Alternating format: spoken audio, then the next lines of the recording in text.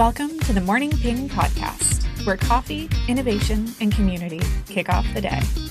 This podcast dives into bold ideas, startup realities, and the people rethinking everyday experiences through technology and grit. Hosted by storyteller Justin Starbert, alongside Ping co-founders Jane Lowe and Rob Whitten. The Morning Ping brings a distinctively New England edge to building what's next. Grab your coffee and join our hosts. Welcome back to the Morning Ping. My name is Justin Starbird, and as always, I get to welcome Jane Lowe and Rob Whitten, co-founders of Ping. Good morning, guys. How are you? Good morning. Hello, good morning. I say good morning because we release these on Thursday morning, but it's really late afternoon on a Friday that we're recording this. So it could get punchy here today. I don't know. Yeah. 24/7.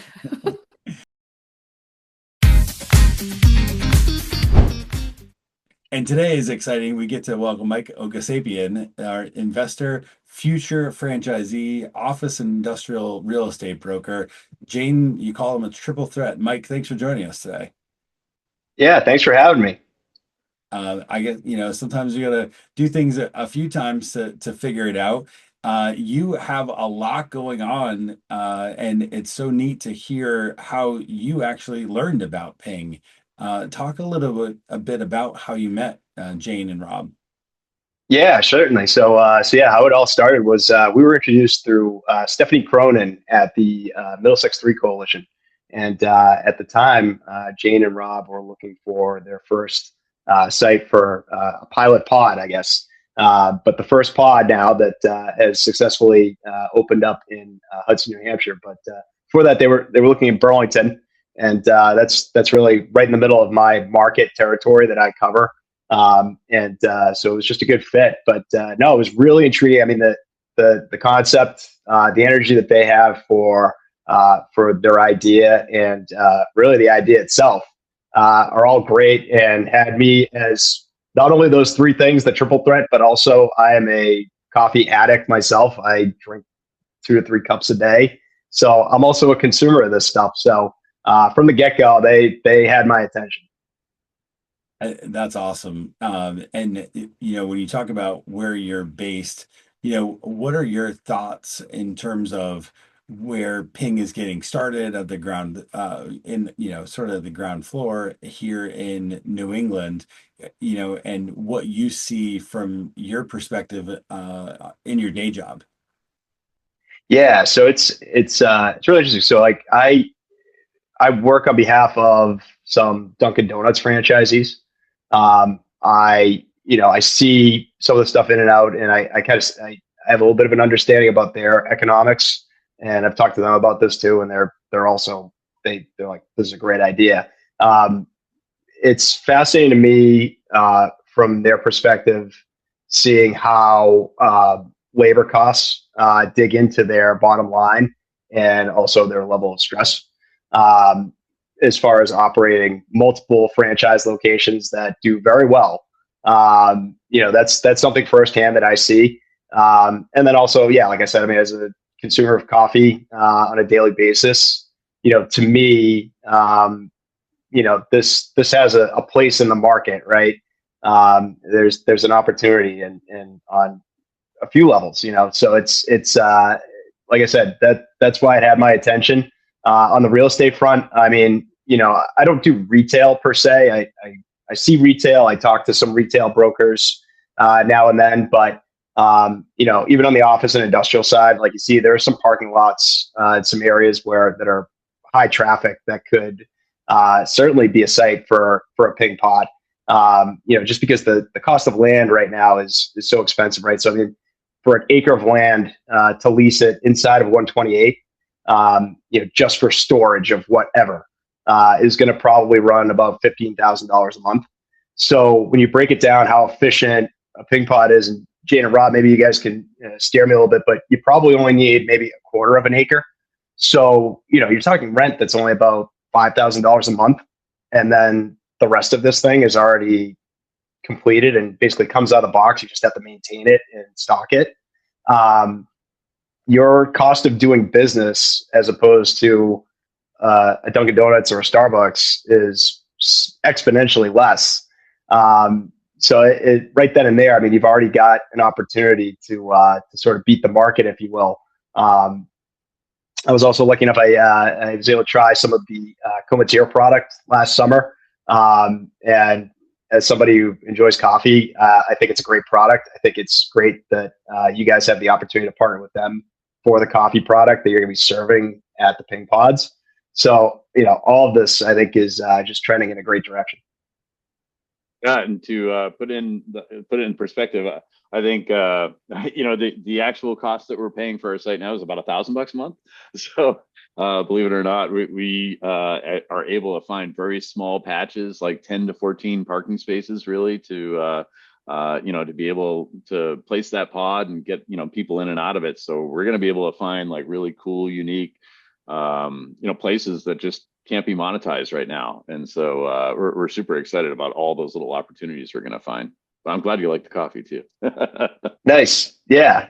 No, certainly. That's good to know. Yeah, that you guys were able to find that it's tough to find land sites. Obviously going further north, just speaking from the real estate side, there's more of it as you go north and west of Boston, just thinking geographically here in New England. But I think that, to be in a more, high profile demographic location, you're probably thinking 5 times that, but still, I mean, just compared to what the rent is for a Dunkin' Donuts or for a Starbucks, I mean, it's, per month, it's 10 times that at least.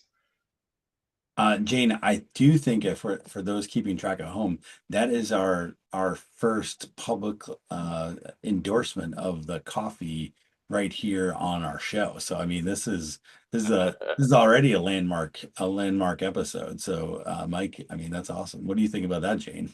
Yeah, I'm glad to hear it. Yeah, our customers are pleasantly surprised by the quality of our coffee, and it's good to hear that Mike enjoys it as well. Makes them a quadruple threat now, right? Like, I mean, we're just adding multiples on top of his multiples of threats. It is great. We'll start calling you Wemby here in a little bit, or Yeah, coffee connoisseur and salesman too. Happy to wear that hat too.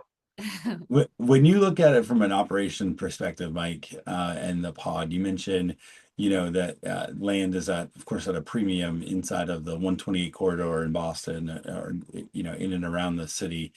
What problem do you believe Ping really solves the traditional shops that you, either consult for or work with, struggle with today, in addition to just the overall, the space? Yeah, so I'd say I'm not typically dealing myself with the retailers, so I don't run into that so much with my business, but I do run into it as the end consumer. So particularly after COVID, I mean, so many things are just ordered via an app, and you go in, you pick it up, and then you're gone, right? So you want Chick-fil-A, you want Chipotle, you want Dunkin' Donuts, Starbucks. Many people are using apps to order. I know that I'm using an app probably 70% of the time to order whatever I'm going to get, just because it's so efficient, right? I know I'm going to be at this place at this time. I'm going to be walking by that Starbucks. I'm going to want my venti iced coffee with the skim milk in it. Bang, order it, and then I walk in, I get it, and I'm gone. Ping basically does that, except when you're on the road, and I'm on the road a lot. So for me and many other people that work jobs like me, or maybe part of the gig economy, and maybe they're driving an Uber or Lyft or something of the like, or you could even be a truck driver. You could be driving an ambulance. Doesn't matter. I mean, the way that this pod is set up, doesn't matter what you're in. You can pull up to a window where an automated machine is going to get up to whatever level of your window and pass you it. So it's not. I'd say it's a matter of convenience. I think that is where the beauty of Ping is. Yeah, I think you're 100% right in that respect. Is that any size vehicle can go in any walk of life, and you have the opportunity to really take advantage of that. And you've gone a step further in this, which is really interesting, as a future franchisee, to actually look for a spot to place the pod itself. What went into that decision? How did you come to that conclusion? Yeah. So for me, it was okay. There's the investment side of this, but then there's also the aspect of um, being able to be part of it and really just wealth creation, right? So for me, I work a day job and I do well with what I do, but it's great to have a cash flow.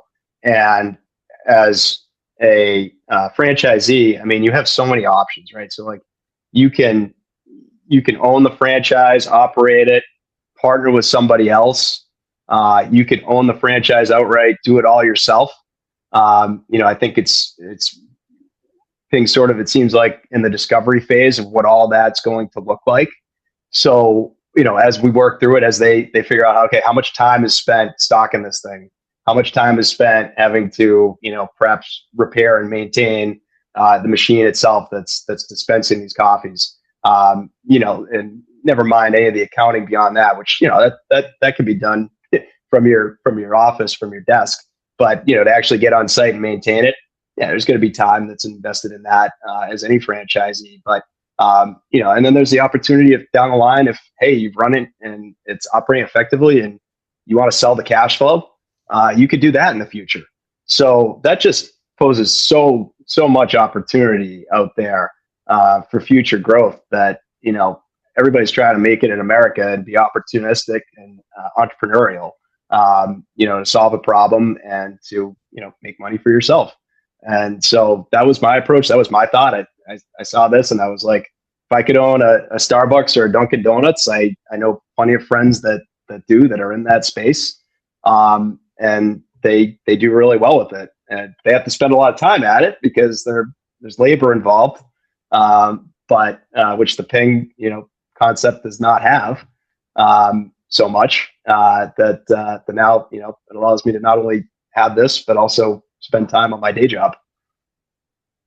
Yeah, we've been kind of wandering around, with the idea of how we're going to support this, and really starting to settle on Ping doing all of the resupply, all of the maintenance for the franchisee, right? So it'll be a robotics as a service model, and the more we look at all the elements of cleaning and refilling and standardizing that process, we kind of realize like we really need to control all of that, right? And make sure the franchisees aren't stuck learning how to maintain a robot or trying to fill something they've never. It's like, oh, this is interesting, like no learning like that. And so from our perspective, what we're trying to do is make sure the franchisees are actually able to do the things that they're good at, which is finding the sites, helping us bring in the capital so we can build the pod, make sure the town's good with it, but then just bring the people in, right? That's their main focus, and we make sure they get served. So as we walk through it, we're able to standardize all that process and then just make it as smooth and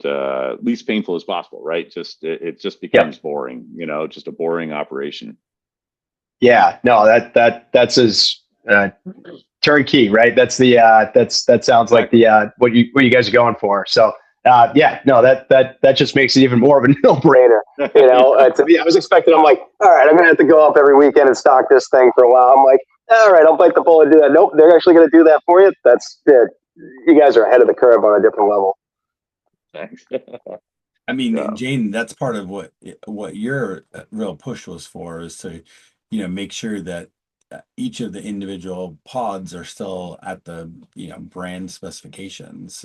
So, what are your thoughts in terms of like, how to best help future franchisees like Mike think about that? Well, we always wanted the level of customer service to be amazing at the pod. And so I think that what this allows us to do is we take care of all the tech stuff and the resupply, and then they have time to spend on providing that great customer service, driving more volume to the pod, local marketing, things like that, which people are good at. I know robots are not good at that. And so that's where they're going to bring the value. So I think it's a really good and equal partnership. And I think also our franchisees, we've noticed, are embedded in their communities. And so so a lot of customers know them already. And so I think that's also a great thing because coffee is community. And I think that's kind of an advantage for us as part of the model. So one of the things we've been learning as we've been operating is, we always plan to have a site host there when, it's peak hours to help with throughput, help with new customers, deal with corner cases that you can't design for everything.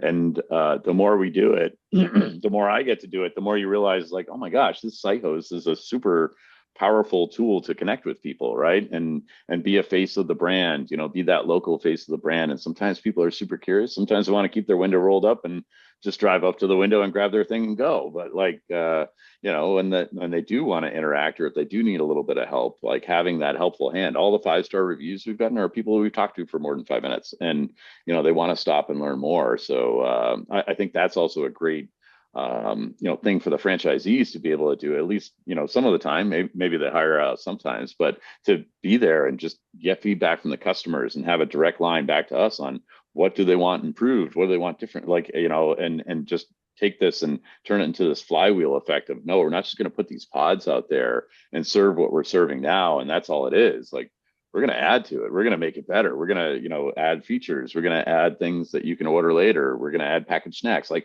all these things we want to, just keep building on. And, having that direct customer feedback loop, I think, is super important. Mike, when you talked about Ping, and not just the investment that you made, but the fact that you've also committed to being a future franchisee, what do your friends and family say? What's the feedback that you get? Yeah, honestly, it's pretty positive. I haven't told too many people about it, to be honest with you. I've got friends that are in the coffee community, as I mentioned, and I've got some other friends that are now, man. They'll know. Yeah, they'll know now. Yep. And so I haven't gotten into too much detail, with the Great Mate, but I've certainly directed them to the website and told them to look into it. And so much of it is positive, where it's like this could be the next level as far as coffee service. There's so many people, there's so much of a market out there, where folks are just consuming this stuff daily, and where you start there, where you've got an audience of folks that need this. Never mind. I know, Jane, you're big on the statistics for Linebach. There's the Linebach, but there's going to be folks that I think are like, I need a quick coffee, and I have the app and I can go and I can just drive my car and there's no line at all. To be able to go and get this thanks to the geofence. I mean, it's all really the feedback, and the questions I get on it are like just walking them through all of this, where Jane and Rob have thought about all of this concept, and have literally even on this on the cast that we're having right now, it's like I'm learning some more about where they've thought about, okay, what's the experience going to be like as a franchisee? What's this all going to look like? So there's thought into the details here, and I think that's where people are like, all right, you're considering where the possible potholes and traps are going to be, and you're accounting for them. And I would love to learn if anyone had feedback, like constructive feedback. We're always open to that too. I want to hear it too, as well as the positive. I think in some cases, it's like when you tell somebody that you're invested in something and they want to be positive too. But you do as somebody who's in it, you need the negative too, right? You need to know, like, okay, what's going to happen here, and there's always going to be something that arises that's like, we didn't think of that, which I'm sure is any idea in any product and anything. You're always going to have to work that loop, where you're going along, and then all of a sudden, nope, you hit a pitfall, and then all right, I got to figure out a way forward, and then keep going up. So as long as your ears are open to that, you'll get it. But yeah, I haven't gotten any feedback yet for us, Jane. So I'll have to go look for some more. Yeah. Mike, you mentioned, the planning that Rob and Jane have done. You mentioned, making sure that the ebbs and flows, and you mentioned, well, definitely New England potholes, right, that you have, right, and avoiding as many as possible. From your perspective during your day job, I think you sit in a really unique spot because although you maybe do some consulting for retail, where you're on the office and industrial side of things, there are a number of opportunities that a pod could fit into an office complex or an industrial park or an area that maybe would have been out of the norm, for say a more established brick and mortar store, because the costs and the economics are so different. Where do you see those opportunities existing alongside other businesses, or in spots that maybe we haven't thought of before? Yeah, no, great question. I think where some of these office buildings, I know we talked about it early on in Burlington in particular, where office vacancy is up right now in Greater Boston, probably realistically around 20%. So you've got office buildings 20% that from are, when is that, like, from where are you measuring from, so we can have a baseline? yeah, traditionally Boston, Greater Boston office vacancy has been closer to 13% in the suburbs. And then obviously a little bit higher as you go out to the 495 belt. But that's your starting point. So you're really 7 basis points on the whole from where you were before, right? So that's 7% higher vacancy, where you've got buildings that are going to be at least 4 per thousand parking, maybe 3 per thousand parking. So what I'm getting at here is you've got some opportunity where some of these buildings aren't seeing the traffic that they did before. And perhaps they can't convert them to anything else, and they need to stay as office buildings. And for the foreseeable future, there's going to be, a vacancy rate that's going to be sitting there, and you're not going to have the lot being used as much. So, another idea for office buildings is that, hey, monetize this dead parking lot space, right? I know Ping had there was the original Ping pod was up in Lowell, I think, sort of tucked behind Drum Hill.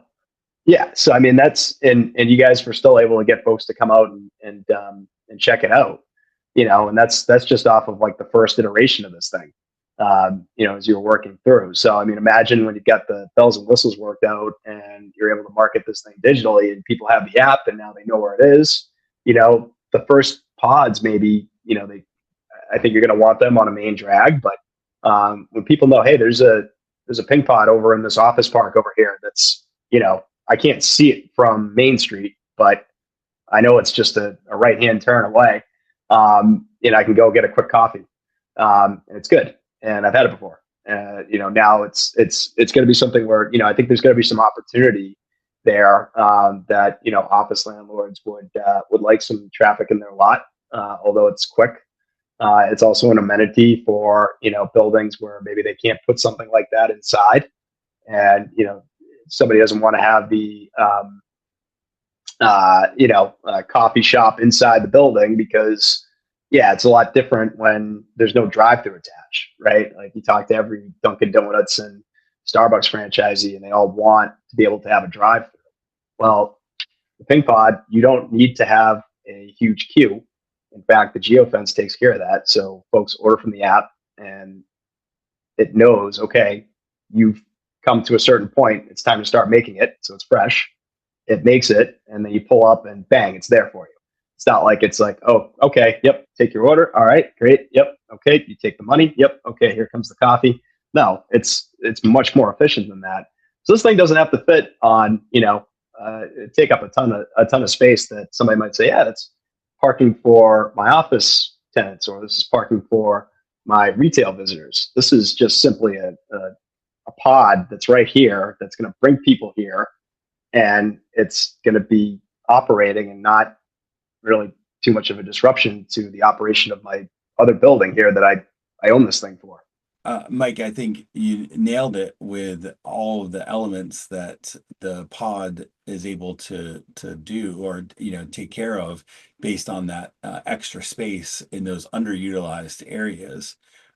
Do you, see from the investor side of things? So we've talked a lot about operations. We've talked a lot about the real estate side of things. From the investment standpoint, do you think that part resonates and actually, is really clear as to investors that that's the opportunity that they're also investing in? So not only are you getting this, great five-star experience that Jane has created, but you're also getting, the opportunity to really democratize the opportunity to have more revenue in these spaces. Do you think that's clear to investors as well?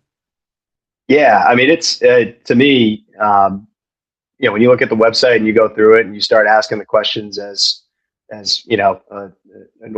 any lay person would, I think you get a pretty good idea of, all right, there's a lot here that they've thought of, as far as why this thing works so well. And yeah, as an investor, I mean, the scalability has so much potential. I know you mentioned democratization, right? I mean, it's if you want to own Starbucks, you can't just jump in, or sorry, Dunkin' Donuts, I know for a fact. Starbucks, I'm not sure on, but Dunkin' Donuts, I know.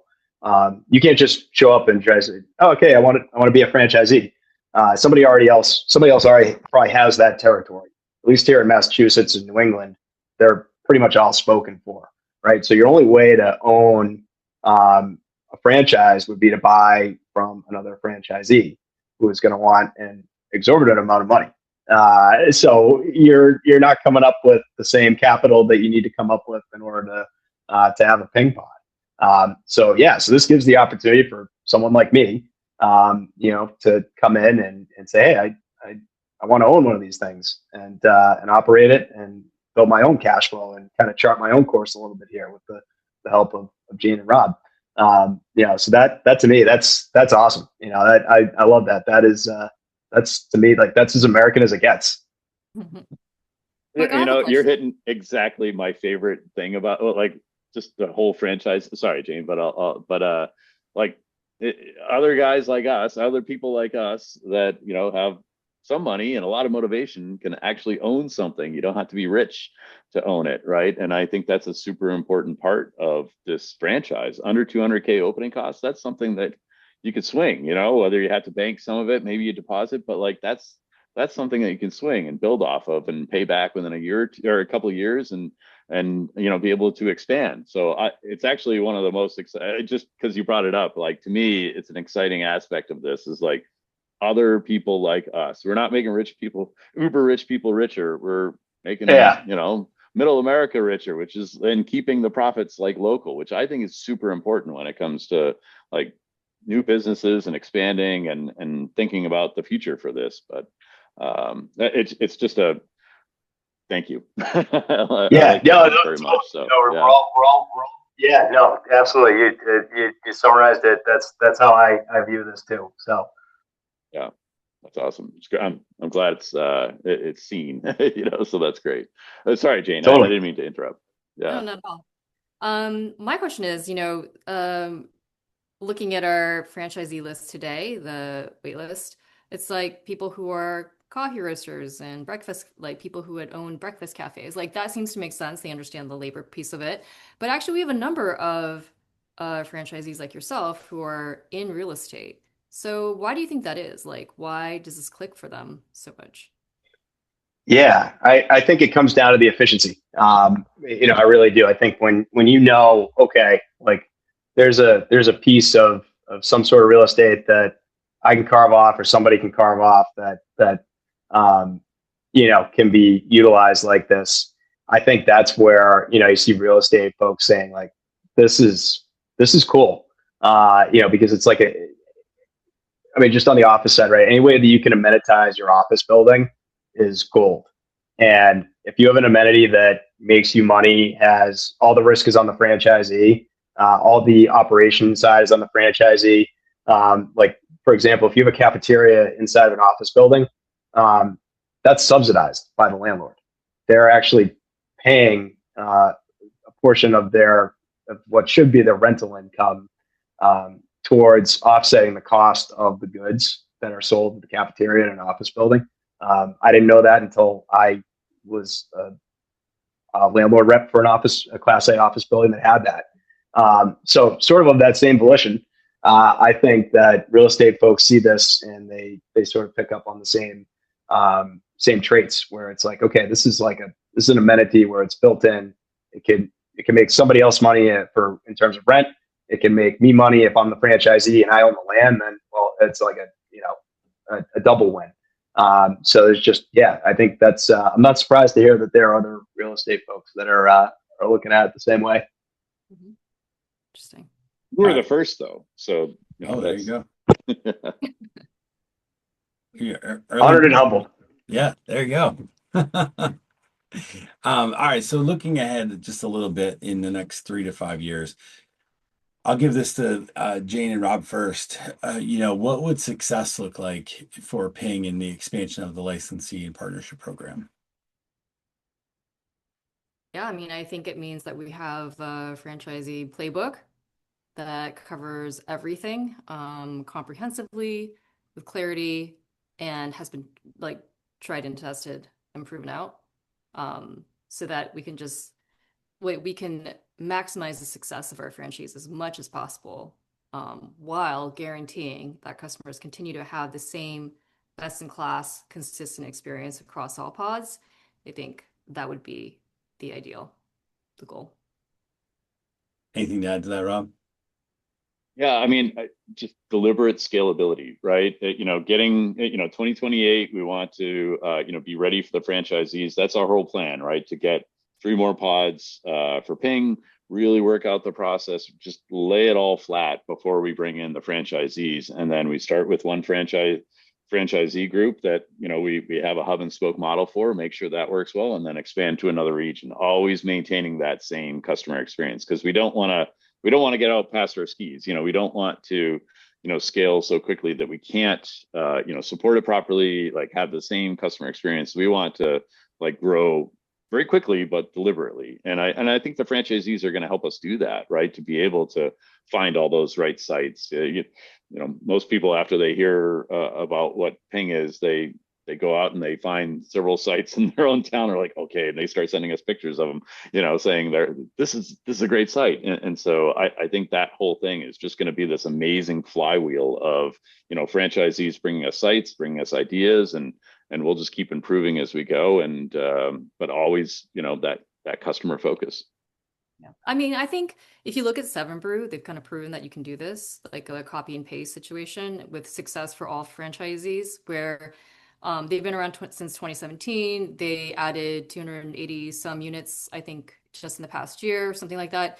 But they've never had a store close yet, and each of those units does really well in AUV. So it's possible to replicate the experience quickly and also excellently. So we know it can be done, and we will do that. How about for you, Mike? What does the next 3 to 5 years look like if, thinking about success as a franchisee? Yeah, I mean, to me, it's like I said earlier, it's a path to wealth creation, and it's like I said, it's got that scalability to it, where if there's the more help that there is with the franchisees to empower them, that makes our lives easier to be able to go out there and basically run this thing without having to worry about am I going to be able to still keep my day job, right? Or am I going to, perhaps it's partnering with someone to offset that. That's something that can always be an avenue here. But for me, I think that hearing what Jane and Rob are talking about today, really that shows me that they're thinking about this too, because as we said, we're democratizing this, right? So it's middle America. Everyone's got a day job that produces them the money that they're able to do this with. Someday I'd like to retire, but it's probably not going to be anytime soon. I really enjoy what I do, but as far as the next 3 to 5 years goes, I hope to be running one of these things and yeah, be enjoying the cash flow and really see this thing come to life, not just for me, but for other people as well. That's great. Well, speaking of your day job, where can people learn more about what you do on the office and industrial real estate broker side? Sure. So I work for a company called Lincoln Property Company. We're based in Texas is where Lincoln is, but I'm part of the Boston office here over on Beacon Street downtown. And www.lpc.com. That's our website. You'll find everything about our company and what we do on the real estate side. We do some pretty cool stuff outside of the brokerage, also with development and ownership that we're involved with as well. So Lincoln's a fully integrated real estate company, commercial real estate company, and my focus is office and industrial brokerage. But there are people in our office that work on investment management, property management, asset management. So we're a full service shop. Yeah, that's awesome. Well, we'll make sure that we link to that in the episode of this show as well, and then also connect with you on LinkedIn. I really appreciate you joining us today. Awesome. Thanks so much, guys. This was awesome. Yeah, thanks, Mike. Thank you. Good to see you, Mike. Good chatting again. Yeah. I hope to see some more posts about the success. And like I said, I got to get up there on a weekday. Yeah. Hopefully, maybe after July, I'll get up there on a Saturday and check out the pod. I'd really like to do that. Yeah, that'd be awesome. Well, lots of exciting updates coming, so keep an eye out. All right. Sounds good. Thanks, guys. Thank you. Cool. On Cheers. behalf of our guests today, you've been listening to The Morning Ping. Until next time.